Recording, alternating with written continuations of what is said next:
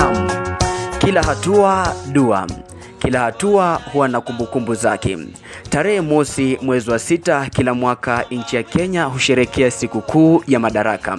Lakini je, unajua tofauti kati ya sikukuu ya Madaraka na sikukuu ya Jamhuri? Sikukuu ya Madaraka inasherehekewa na Wakenya kama ukumbusho wa wakati ambapo nchi ilipata madaraka mnamo mwaka wa 1963 kutoka kwa Uingereza ama mabeberu. Ila sikukuu ya Jamhuri ni siku ambayo inasherehekewa kila mwaka tarehe 12 mwezi Disemba, na pia ndio siku ambayo Kenya ilipata utawala kamili. Ni katika sikukuu hii ndio Wakenya walipata kujitawala, lakini walingojea kwa miezi 6 kabla ya kutangazwa kama nchi huru. Mwezi Juni tarehe 1 mwaka wa 1963, Mzee Jomo Kenyatta akawa waziri mkuu wa kwanza nchini Kenya. Wakati huu Wakenya walijawa na furaha, maana nchi mpya ilikuwa imezaliwa. Je, unajua sikukuu ya Madaraka ni sikukuu inayosherekewa hata nje ya mipaka ya Kenya? Sikukuu ya Madaraka ni sikukuu rasmi ya kitaifa ambayo husherekewa na watu wote wapendao nchi yao ya Kenya, ikiwamo watu waliong'ambo kwa ajili ya masomo ama kazi. Ni siku ambayo Wakenya walichukua utawala kutoka kwa mabeberu na kupata kujitawala. Hii leo nchi ikidhinisha miaka 59 tangu kupata uhuru. Ungana nami Abraham Omoding, Sharon Omondi, Pascal Omoding tukujuze mengi zaidi, huku Wakenya wakijieleza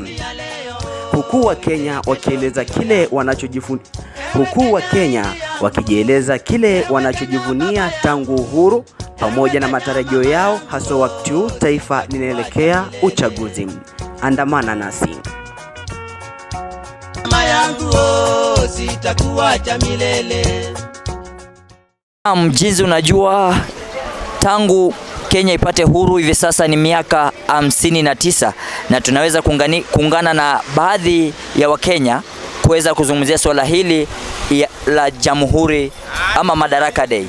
Na siku ya leo tuko katika kaunti ya Nairobi na tunakutana na wakazi wa kaunti ya Nairobi ili waweze kutuambia pia ni mtazamo upi ambao wanao kuhusu hii siku ya Madaraka Day. Bila kupoteza muda, wacha niungane naye. Utaniambia tu jina, unaitwa nani? Kwa majina naitwa Gilbert Muteti. Gilbert Muteti, je, ni tangu Kenya ipate uhuru, wewe wajivunia nini kama Mkenya? Kama mimi Mkenya, tangu Kenya ipate uhuru najivunia mambo mingi sana. Kitu ya kwanza ni elimu bora. Ile saa hii tunaendelea nayo, si kama zamani ile analog. Ile kitu ingine ni mambo ya barabara. Kitambo kulikuwa na shida ya barabara, lakini saa hii tunaona Kenya yetu inajaribu kutengenezea barabara. Mambo ile ingine ni usambazaji wa stima. Ukiangalia miaka ya kitambo si kama miaka kama ya leo. Kitambo stima haikuwa, lakini saa hii ukiingia mpaka mashinani pia utapata stima. Ile mambo ingine ni mambo na maji. Maji saa hii, kitambo kulikuwa na shida ya maji, lakini saa hii mbato ukiingia mpaka mashinani utapata maji na imesambazwa huko ndani. Asante sana. Na je, unaona jinsi tunaelekea uchaguzi mkuu ambapo uchaguzi utafanyika pale Agosti 9. Ni mizo gani unaweza ambia Wakenya tukielekea hiyo uchaguzi mkuu? Ile kitu naweza omba Wakenya juu tunaelekea uchaguzi mkuu. Sasa ile kitu naweza ambia Wakenya, tafadhali tukipika kula tupike kula ya amani. Na kama we unaona kiongozi wako ameshindwa, msivue fujo. Mtulie juu Kenya ni kubwa kuliko mtu mmoja. Asante sana, tunashukuru kwa wakati wako. Okay, pia asante. Ikiwa ni mwaka wa 59 tangu Kenya ipate madaraka, je, kama we Mkenya wajivunia nini? Najivunia Saizi tuko na mabarabara mzuri, hospitali zimekuwa vizuri, mashule wametengenezea watoto vizuri, tunashukuru. Na tunashukuru juu mama pia wale wajawazito saizi wanaweza zaa hata kwa una pesa, bora upate ile kadi ya linda mama, unazaa tu. Unaenda tunazaa, unatoka na mtoto wako kiwa salama. Sasa hapo tunashukuru Uhuru Kenyatta amejaribu kufanya hiyo kazi yake. Na je, tukielekea uchaguzi mkuu, jinsi unaona joto la kisiasa linapanda kila kuchao, ni mizo gani unaweza ambia Wakenya tukielekea uchaguzi mkuu? Kwangu mimi naweza tuambia wakuwe na amani, tusiweke kelele yote, kwa sababu Raila Ruto atakuwa pale kwake, sisi tutakuwa huku chini. Kama sisi tunahangaika hapa chini, tunatembea kwa vumbi au saizi kwa mandege. Sasa tukianza kupigana, nani ataenda hasara? Sisi ambao tuko chini. Sasa nafaa tukue tuna amani na maisha itaendelea, tutakuwa na amani Kenya. Asante sana, ninashukuru kwa wakati wako. Sawa, asante, nashukuru. Jina langu naitwa Christopher Mudharimi. Na mimi ni mkaaji wa Nairobi. Naam, Christopher Mudharimi, tangu Kenya ipate uhuru hivi sasa, kama wewe Mkenya, ni kipi ambacho unaweza jivunia? Mimi niko na mambo mengi ya kujivunia njoo sasa. Kama saa hii tuko na freedom ya kutembea, kufanya kazi, tunasafiri kutoka nyumbani tunakuja huku, tunafanya kazi, tunaweka kwa pesa, tunaweka kwa mfuko yetu. Alafu kitu kingine, kazi yenye tunajifanyia ni yetu, sio venye mkoloni alikuwa hapa anakufanyisha kazi kama mtumwa. So hiyo yenyewe na celebrate, hata barabara yenye tunaona, hata masuala yenye tunaona, maendeleo tuko nayo, najivunia sana. Na kwa kweli nikiona wewe ni kijana barubaru, ni kijana ambao unajituma, ni imizo gani ambao unaweza ambia vijana wenzako, vijana ambao wanakuja umri yako? Ile mimi kitu naweza sema, kitu ya kwanza, sisi vijana tundumisha amani. Tusirundishe nchi yetu kwenye ilikuwa hapo kitambo, kwa sababu sasa tunaelekea kwa election. Na vyenye kunavyoonekana ni kama sisi sana vijana tunatumika vibaya, kwa sababu njusi tuliona Kebra mwaniaji kiti wa Mariga alipigwa huko, na sio vizuri. Tafadhali ile kitu naweza himiza vijana wenzangu, msitulumiwe na wanasiasa njuu. Sasa leo ndiye anakutaka, after miaka 5 ukimpigia kura tu utampata tena. Sasa ndiye anakuonyesha anakupenda wewe. Fanya kazi, shughulika na kazi yako. Mwanasiasa akikuja, kama utaki kusikia maneno yake, wewe enda kwako nyumbani, na kama utaki kumsikia kabisa, hata usikanyange kwenye yako. Kila mtu ako na freedom ya kuuza sera zake kwenye anataka, hata kwa nani nyumbani. Sasa mambo ya kuambiwa mtu hawezi ongea hapa, sijui hapa, sisi vijana tuache, kwa sababu hata mwenye anaweza sema hawezi ongea hapa, hata mwenye kusema anaweza ongea hapa, anijui mimi, hiyo ni kunitumia vibaya. Asante. Na je, tukielekea uchaguzi mkuu, jinsi unaona kwamba siasa inazidi kuwaka moto, inazidi kupamba moto kila kuchao, je, ni mizo gani unaweza ambia Wakenya kwa jumla? Ile mimi mizo yenye naweza waambia Wakenya wenzangu ni yule ambaye atakayechaguliwa tukubali, huyo ndiye rais wetu, tafadhali. Asante sana. Naitwa Lucy Wanjiru. Naam, Mama Lucy Wanjiru, kama Mkenya, je, wajivunia nini tangu Kenya ipate uhuru?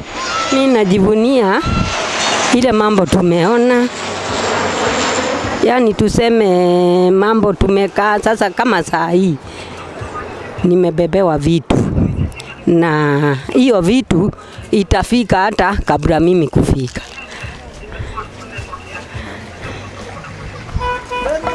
Je, na ingine ambalo unajivunia kama Mkenya ni lipi mama, unaweza ambia Wakenya? Naweza kuambia warudishie shukrani, yani serikali yetu shukrani, sababu yale serikali imetutendea ni mema. Hiyo tu. Na je, mizo gani unaweza ambia Wakenya kwa jumla tukielekea uchaguzi mkuu ambao unakuja Agosti 9? Ile naweza kuambia ni wafanye uchaguzi kwa amani, na wakijua wakiharibu ndio wanajiharibu. Asante sana, nashukuru kwa wakati wako mama. Jeru. Asante sana. Kama wewe mzee, kwa kweli tunaona unasema uzee ni dhahabu. Unajivunia nini kama Mkenya tangu Kenya ipate uhuru? Ukiangalia hivi sasa ni miaka 59 tangu Kenya ipate uhuru. Kama wewe Mkenya, je, wajivunia nini? Kusema kweli, mahali tulikuwa na expectations za kila Mkenya alikuwa na expectations ya juu sana, na especially tukiangalia kwa hii serikali. Unajua serikali ikikuja, kila Mkenya ana expect mazuri juu, na ndio unaona sasa wana support hiyo serikali. Lakini mambo ikienda kinyume na expectations zao, wanakuwa demoralized kabisa. Kama saizi mahali tuko, maisha imekuwa ngumu kwa kila Mkenya saizi. Je, na unaweza sema vipi, maoni yapi unayo ukiweza kulinganisha maisha ya sasa na maisha ya kale kiuchumi? Kiuchumi saizi nakuambia sasa, unajua sasa ni kujifinyilia kabisa, na kila Mkenya mahali yako saizi. Majority of Kenyans they are struggling, na wengi hawakuwa na expect itakuwa namna hiyo. Sasa mambo imeenda kinyume na their expectations. Na je, pia ningependa kujua kutoka kwa mzee, jinsi unajua kwamba tunasema kwamba uzee ni dhahabu, na wewe unajua mengi zaidi. Je, tungependa kujua kwamba ukikombea uongozi wa hapo awali ama kale ama ya kitambo na uongozi wa sasa, je, ni maoni yapi ambayo unaweza tuambia kwenye uongozi wa sasa na uongozi wa hapo awali? Miaka ya hapo awali, tuseme ile enzi ya mababu zetu ama enzi ya mwanzilishi wa Kenya ambaye ni Jomo Kenyatta.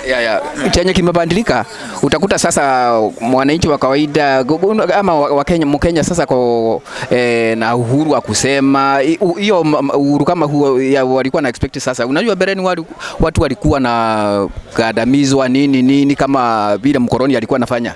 Lakini saizi hata kama hiyo uhuru iko, bado kuna nafasi nyingine ama kuna njia nyingine Mkenya anasikia kwa bado, yani maisha imekuwa ngumu na mzito zaidi kuliko vile alikuwa na expect.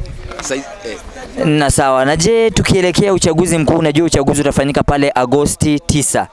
Ni maoni yapi ambao unaweza ambia Wakenya kwa jumla? Wao angalifu, juu unajua kitu ya muhimu ni kuangalia mahali umetoka na mahali unaelekea. Sasa ufanye uamuzi mzuri ndi ukienda kupiga kura, njoo mpaka uangalia mahali unatoka na mahali unaelekea. Njoo kama ni serikali yenye tuko nayo saizi yenye sasa, mpaka uzalibu kumbalance, uangalie sasa, ndio uone sasa tukipitia hapa na mambo inaweza kuwa mzuri. Naitwa Maina kutoka Murang'a. Asante sana dadi. Ukiangalia leo tunasherekea Madaraka Day, ikiwa Kenya tangu ipate uhuru hivi sasa ni miaka 59. Je, ni maoni gani ama ni kipi unajivunia kama Mkenya tangu tupate uhuru? Ile kitu unajivunia katika Kenya tangu nipate uhuru ni tuseme kwanza ni maisha yangu. Na Kenya vile ilivyo haina sarakasi yoyote. Lakini kwa hizi zingine tunaonekana sahi katika vile tuko sahi, na tukilinganisha wakati wa enzi hiyo na enzi ya sasa tuko tofauti sana. Kwa maana sahi sisi wananchi wa chini tumeumia zaidi, kwa maana hatuna mapato yoyote tukilinganisha na serikali ambayo ilikuweko na ya sahi.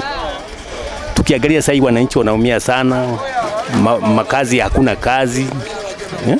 Na sisi raia hata tukienda kwa soko, uchumi ndio huyo, hakuna mshahara ambayo inaongezeka. You see? Kama ni kila kitu kimeongezeka bei. Na sisi raia mapato ni yale ya chini tu. Katika serikali hii tuliyoko sasa, wananchi wameumia zaidi. Ni sawa. Na je, ukiangalia pale tunaelekea uchaguzi mkuu ambao utafanyika pale Agosti 9. Je, ni mizo gani unaweza pea Wakenya kwa jumla wanaokutazama? Ile kitu ningepea Wakenya tudumishe amani. Na vijana wetu wasitumie ati kurusha furugu yoyote. Hapana. Hiyo kitu ndio ningeomba sana. Mizo gani unaweza ambia Wakenya tukielekea uchaguzi mkuu ambao utafanyika Agosti pale 9? Agosti 9 ni ile kitu ningeomba sana. Tudumishe amani sisi wananchi wa Kenya. Tusiwe na furugu yoyote, kwa maana Kenya itabaki ile tu. Na sisi tutabaki wale tu. Hivyo ndio ningeomba Wakenya. Ninashukuru kwa wakati wako dadi. Asante sana. Ningesema aje, naomba vijana wenzetu na wazee na akina mama tudumishe amani wakati huu wa muda wa campaign. Watu wafanye campaign na amani, isikuwe ati wewe unaleta ukabila, mwingine analeta ukabila. Na bado ningetaka kuambia viongozi aje, pia viongozi waangalie saizi unga, sukari, mchele nini, sabuni ziko juu. Tungeomba pia waweze kuconsider pande hiyo, waweze kutupunguzia bei at least, hata sababu kuna wenye ajira yao kama mimi sasa ni hustler, lakini ajira unaona, ajira tujapata bado viongozi ambao wanaweza tupatia ajira, so inabidi si ndio tunajitegemea. Sasa nikiwa najitegemea mimi, inakuwa bado pande yangu nikipata ile kidogo inakuwa ni ngumu kuweza kushughulika hizo vitu zote zenye naongelelea kuhusu. Na utapata kwamba watu wakishachagua rais hapa Kenya, utapata wale ambao wao wanashindwa, wao wanaleta tatizo kubwa nchini Kenya. Ni nini unaweza ambia kiongozi ambaye atashindwa? Kiongozi ambaye ndamwambia mwenye atashinda ni akiingia pale adumishe, akubaliane na wale viongozi wengine ambao wameshindwa kuchukua hiyo kiti, aongeleshe vizuri, watulie, sababu unajua pia Wakenya wakiweza kujua kwamba huyu ameshinda na huyu mwingine ameshindwa, na huyu mwenye ameshinda akose kusikiza wenye wameshindwa, itakuwa ni vibaya, sababu wanaweza leta hiyo ikue ni kama yani tena riot imekuja. Nataki hivyo, si tukiwa si tunafurahia amani. Mwenye anaingia hapo aingie hapo na akalie kiti na aelezee mwenzake, hata wafanye kazi pamoja na itakubalika. Asante sana, tumeshukuru kwa maoni yako. Mambo inakujia, wanajua viongozi wetu wanajua kutuliza amani. Na utapata wakishapiga kura, utapata kuna kuanga na vurugo sana kwa vijana, kama rais ameshindwa, ama umepata mwenye anafaa kushinda ameshindwa. Ni nini unaweza ambia vijana? Sasa hapo inakuanga sisi wana raia hatujui vizuri vile kumeenda. Inafaa sasa raia sisi tuelewane sisi wenyewe, tukiwa nje tuwe na amani kuhusu ile imetendeka. Tuwache mwenye ameshinda, amesemekana ameshinda, aende kwa ufalme. Asante sana mama. Maybe kama ukiwa na jambo ya kuambia Wakenya ambao wanakutazama. Jambo lolote, hiyo ndio mimi nasema, hata kama hii kura yenye inakuja, tuwe na amani. Hata ikisemekana fulani ameiba, tusije raia tuwe na mkorofiano kuhusu kabila, kuhusu Kenya. Na nisikiza, kabila Kenya iwache kukua. Haya mambo ya uwizi, sisi raia tuko nje, hatujuangi ukweli wa uwizi ni nini. Nisikiza, sasa tuweke amani ikue. Mwenye atashinda, isemwe fulani ameshinda, tumuacha aende atunze nchi. Waambia aje wale ambao upande wa rais watashindwa? Si wote, unajua viongozi ni kuuza sera, ndio. Yes, wananchi si wote, vijana si wote, tuangalie sera, tuangalie venye tunapelekwa, tuna sera na watu wenye wako sawa na sisi. Tusichague tu watu kwa sababu ya jina ama juu wako na pesa. Hapana, tuchague mtu tu mwenye atatupeleka mahali pengine yenye tutapata tu usawa, kila mtu mwana Kenya wote tu wapate usawa. Kwanza kabisa tunafurahia tumefika 59 Madaraka. Hiyo ni ya kwanza. Ya pili, mimi naweza kueleza Wakenya ya kwamba wakati tunaelekea uchaguzi, tafadhali tuhimize amani. Kura yako ni sauti yako. Amuka vote, umaliza voting, rudi kwako nyumbani kapumzike. Ndivyo naweza wahimiza hivyo. Je, wewe unaweza himiza watu waje kuhusu amani? Kwanza nashukuru sana kwa wakati wenu. Mimi ile kitu naweza himiza watu kuhusu amani, Kenya ni kubwa sana kuliko mtu mmoja. Na amani ni ya muhimu sana kwa sababu bila amani sisi hatuwezi kuwa hapa. Ile kitu naweza himiza kuambia vijana hata ama watu wa Kenya, tukae mbali sana na kitu yote inaweza kuwa na furuku. Na tunapoenda katika uchaguzi, unaona ni kama amani itadumishwa ama hapana? Kulingana na vile iko, sisi wenyewe hapa tunapendana. Na kuna mtu mmoja atakuja kati yetu atukonganishe. Whereby huyu mtu anakaa mbali na sisi. Na wakati tunaumia, yeye ako mahali anatuangalia. Ile kitu tunaweza kuambia si kusema kwa wakati kusema katikati yetu sisi. amani sisi. Amani sisi watu wengine. So wakati wa uchaguzi tukae kivyetu. Kama ni kura una vote, unatoka unaenda kwako. Hivyo. Na wewe kama kijana, ni nini unaweza ambia vijana wenzako kuhusu amani? Mimi naweza ambia vijana wenzangu wasikangi wati udu. Jao watu wezi tulipa kitu, unaona? Anya tunanyanyaswa lakini tunavumilianga tu. Hao watu inafaa tujenge jo mali zetu jo. Juu sisi anya tunakanga udu na bado unasikia saa hii hadi usini kwa Kinenge naenda kula ova. Unaona? Ova nayo jo huwezi shiba, unaona? Labda tulete ile wheelbarrow jo ndio tujenge nyejo. Defeat. Next. Wewe kama mzee unajivunia aje kukua Mkenya baada ya miaka? Kukua Mkenya, kukua Mkenya unajitolea. Unajimba hii mitaro ili watoto wapate maziwa, kila kitu. Sio ujivunie unapewa shilingi 10. Sio unapewa shilingi 10. Alafu unawekea mtu anaenda miaka 5 bila kukuangalia. Tunadumisha kutoka kwangu na yule mwingine. Ni nini unaweza ambia Wakenya kuhusu amani? Mimi naweza ambia Wakenya adumisha amani na njia kama hii na ile nyingine. Yaani mtu akipiga kura anagojea kura matokeo ya kura yenye itatoka. Hivyo. Sauti. Na wewe unajivunia aje kukua Mkenya? Hivi kwa sasa siwezi kujivunia kuwa Mkenya sababu ile mashida tuko nao ni mingi. Ukipata shilingi hata kama ni 1000 haitoshi. Unatumia tu dakika kidogo yote inaisha na hata ipatikani. Yaani sisi wa Kenya ile mashida tuko nao ni mingi zaidi hata hatuwezi jua. Hata hatujui tunaelekea wapi. Wewe kama mzee, ni nini unaweza ambia wananchi ama vijana pale nje kuhusu amani? Nataka wadumishe amani kwa sababu shida hiyo hiyo inaletangwa ni wanasiasa. Kwa sababu wanasiasa ndio wanaleta hiyo matatizo. Kwa sababu hatakangi kufanya siasa ya amani na serikali haitaki kufuata demokrasi. Mwananchi anastahili kuchagua ule mtu anataka. Si kuambiwa uchagua huyu. Sio kuambiwa chagua huyu ama huyu. Tunaangalianga ule mtu wa vitendo. Anafanya kazi ya vitendo. Asante sana kwa maoni yako. Umemaliza? Umemaliza. Nikuulize, unajivunia aje kukua Mkenya? Siwezi sema najivunia kuwa Mkenya juu maisha imekuwa ngumu, biashara imekuwa ngumu, uchumi imekuwa ngumu.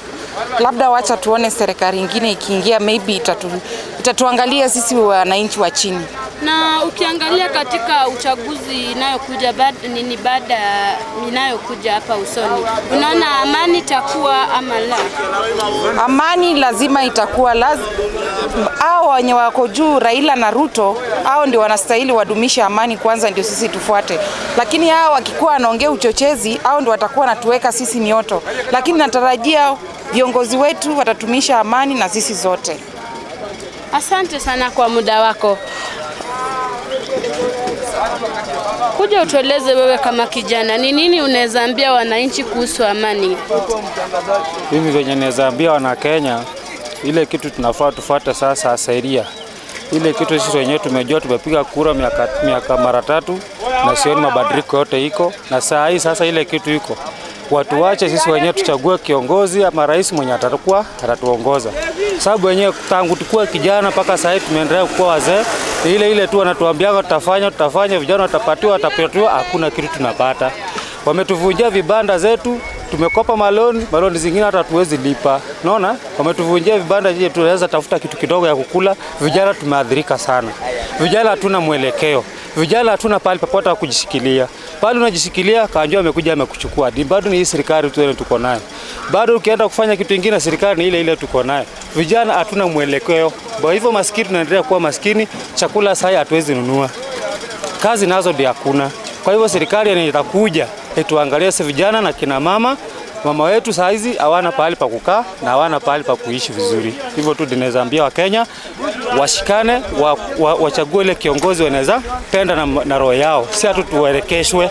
Tukiwa katika kumbukumbu za kusherekea Madaraka, ningehimiza Wakenya wajisanye wote wadumisha amani popote walipo. Sharon Omondi, Bethel Clouds TV. Makweli umoja ni nguvu, utengano ni udhaifu. Tukisherekea sikukuu ya Madaraka Day popote ulipo, zidi kudumisha umoja. Bethel Clouds TV, Nite Omoding Pascal. Naam, taifa linapozidi kusherehekea miaka 59 tangia tuweze kupata uhuru, huku pia tukizidi kuelekea kwenye uchaguzi mkuu ujao. Popote pale ulipo, kwa kawaida zidi kudumisha amani katika jambo ambalo unazidi kulifanya. Fahamu kwamba wivu, chuki haisaidii. Jua kwamba amani inadumu milele, ama upendo unadumu milele. Jiwekee akiba ya wema siku zote, kwani wema ni akiba na pia uovu ni akiba. Hii imekuwa ni Bethel Clouds Television. Ungana nasi tena wakati mwingine. Langu jina Abraham Omoding, inshallah. Wacha wao waporomoke, wacha wao waporomoke.